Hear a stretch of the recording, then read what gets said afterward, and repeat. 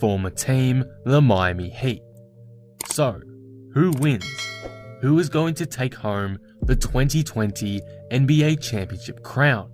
In today's video, I will be predicting the Los Angeles Lakers and Miami Heat NBA Finals series, each team's strengths and weaknesses, who needs to step up, the key to success, every little detail. Before we start, if you're new here and enjoy the video, be sure to subscribe for more NBA content like this. I'm trying to hit 15,000 subscribers by the end of the year, so all support would be greatly appreciated. Anyway, with that all being said, let's take a look at the 2020 NBA Finals matchup. Lucas. The Los Angeles Lakers were dominant all playoffs long.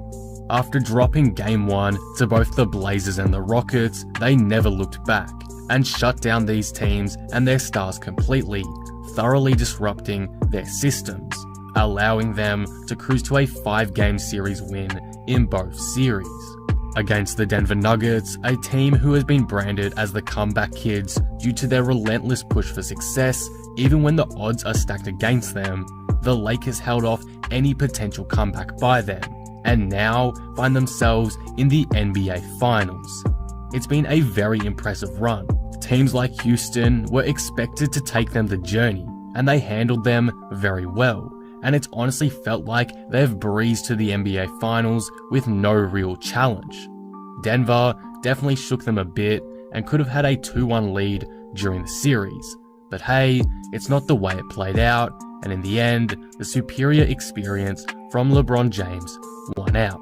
LeBron has been excellent this run, AD has just been phenomenal as well, and is arguably the best player on the team, and guys like Rajon Rondo, Alex Caruso, etc. have stepped up hugely for the Lakers to ensure they have the most success. It is clear that LA deserves a spot in the NBA Finals this year. They have had a ripper of a playoff run to date. The Miami Heat have been by far the most surprising team this playoff run, but also one of the most fun and special teams to watch.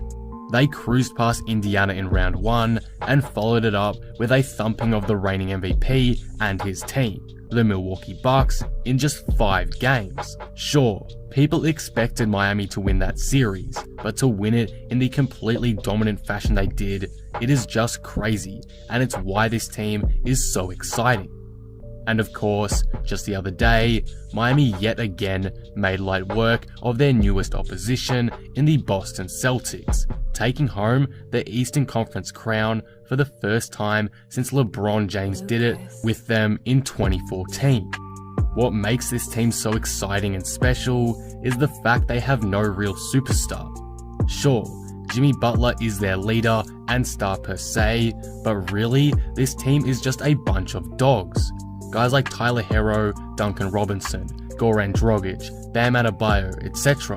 They all rise to the occasion when needed, and it's why this team is so fun to watch. Jimmy Butler doesn't need to be aggressive all the time. He doesn't need to average 30 every game. This is a core group of guys hungry to win, and their team cohesiveness has allowed them to get as far as they have. Surprise or not to you, it is strikingly clear now that the Miami Heat is the best team in the East and deserve every right to be in the 2020 NBA Finals.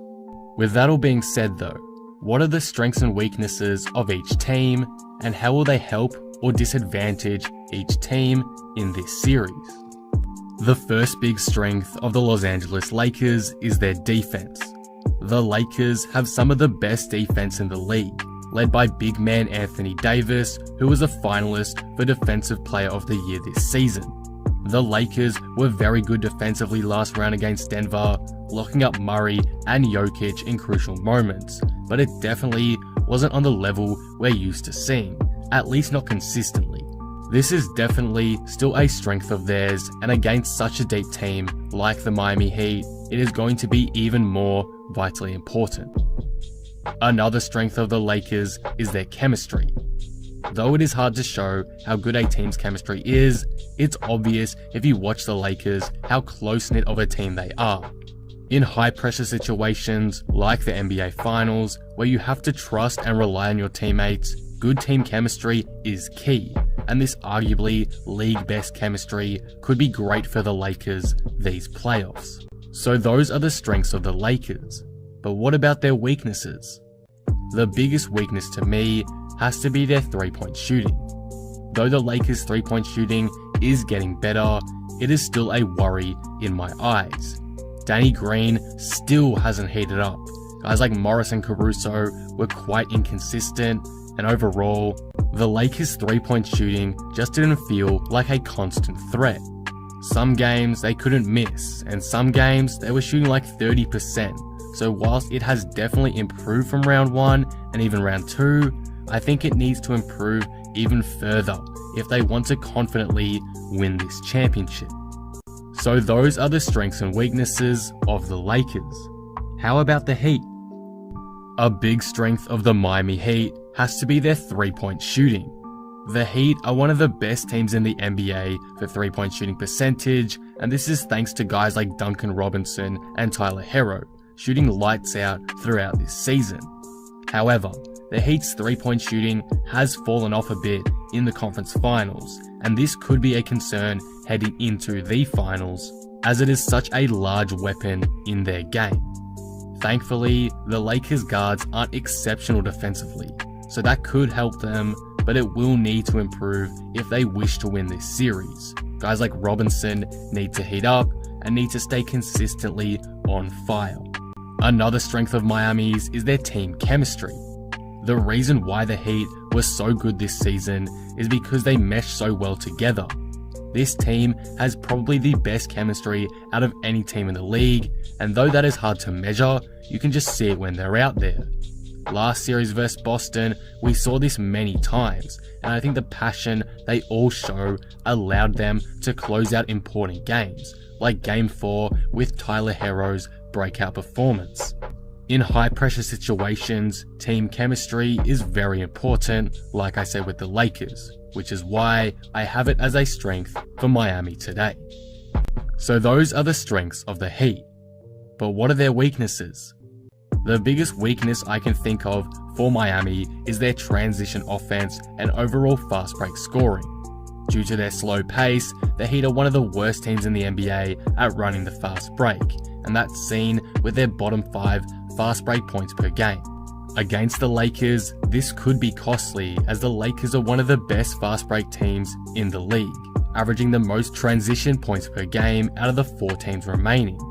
If Miami can control the pace and avoid turnovers, they should be able to survive/mask this weakness, but it is a pretty big concern in my eyes as we enter the finals, especially considering the team they will be playing.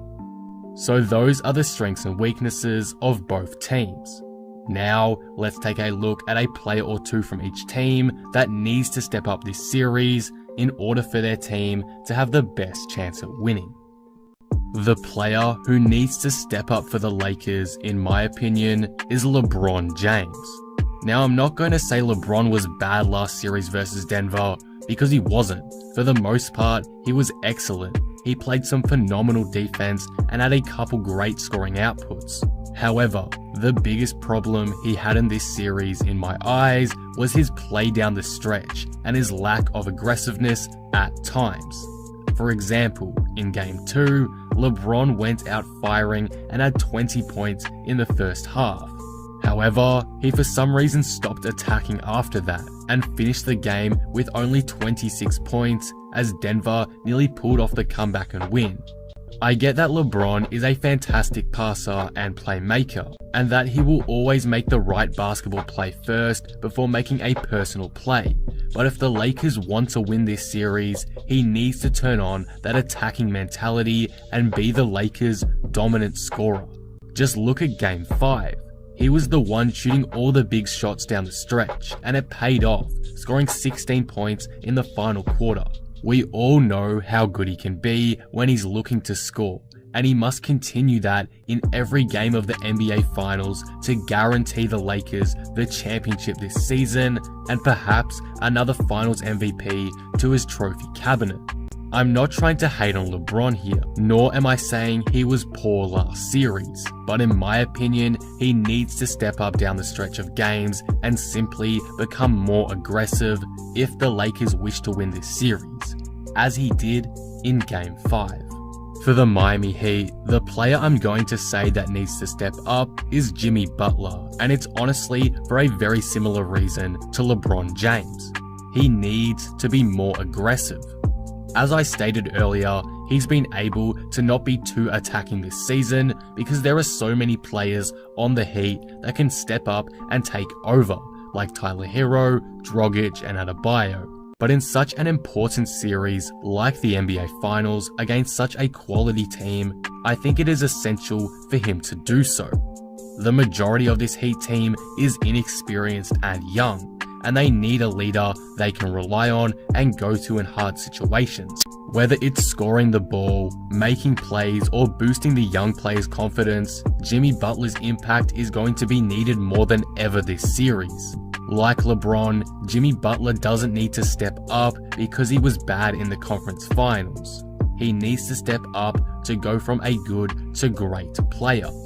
If he continues to have those occasional games where he shoots only like 8 times and is more passive creating offense, then I struggle to see the Heat winning this series.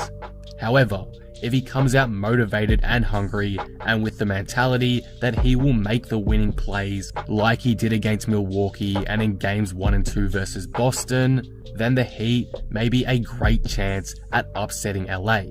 Butler has the potential to make the most impact for any player on the court this series. It's just up to him to decide whether he'll meet that potential. The key to success for the Lakers is to not let the Heat shooters get hot. As we saw in games 4 and 5, when mainly off-ball shooters like Duncan Robinson and Tyler Hero get going, they can be incredibly hard to stop.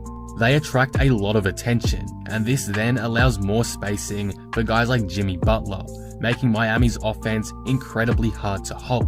If the Lakers can prevent a hot shooting performance by a Miami Heat player for 4 games this series, they've got a great chance at winning in my eyes.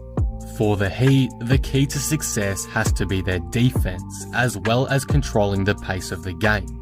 LeBron and AD's impact on this series is going to be crucial to LA's success, so if Miami can minimize them as much as possible, they'll give themselves the best chance at winning this series. Bam Adebayo can guard Davis relatively well. We saw it in the regular season and when he had to play on Giannis, and though LeBron will be a lot harder to slow down, I think it's very possible for Miami to do so. I know this is very cliche, but Miami must force the Lakers to rely on their role players for buckets over their stars, and essentially make them play more passively. By controlling the pace also and playing more half-court basketball, it can destroy momentum a team is building up, and as the Lakers are generally a fast-paced team, this could be used to Miami's advantage. But with that all being said, after looking at the strengths and weaknesses of both teams, the players who need to step up, and the keys to success, who is winning this series? Who will be the 2020 NBA champions in my opinion? I have to go with the Los Angeles Lakers in 6 games, and here is why. For one, the Lakers are simply the better team. They've got 2 top 5 players in the league, whilst the Heat don't really even have one top 10 player, depending on where you rank Butler, and whilst both have had amazing playoff runs, I don't think it's hard to argue that the Lakers look much more superior. The Heat also lack experience in the playoffs, though that hasn't hurt them so far. But seriously, the Lakers have guys like LeBron and Rondo, who are accustomed to the pressure of the NBA Finals, whilst for the Heat, aside from Iguodala, they don't really have anyone with experience in the big dance. The Heat also don't match up too well with the Lakers. Sure, they can outplay their bench, and Bam Adebayo has the capability to slow down Anthony Davis, but this isn't going to be as simple as it was to shut down Giannis. The Lakers have multiple options that they can go through, and if their role players are playing well, like Rondo has all playoffs, they are going to be very hard to stop. With that said though, out of any team left, I truly believe the Heat have the best chance at beating the Lakers, so it wouldn't surprise me if this series goes the distance. The Heat have nothing to lose, and it's clear they are hungry for a title, so I'm expecting it to be a long, hard-fought series. At the end of the day though, the Lakers have just looked far too dominant for me to go against them, and whilst I love the Heat and their team, I just can't imagine them upsetting the Lakers at this point in the season. The Heat will give their all against LA, but I still have the Lakers coming out on top in 6 games, becoming the 2020 NBA champions in my opinion. And that will conclude the video. What do you guys think of this? Who's winning the 2020 NBA Finals in your opinion? The Heat or the Lakers, and in how many games? Let me know all your predictions down in the comments below. If you enjoyed the video, be sure to drop it a like and subscribe. But with that being said, I am out. Peace.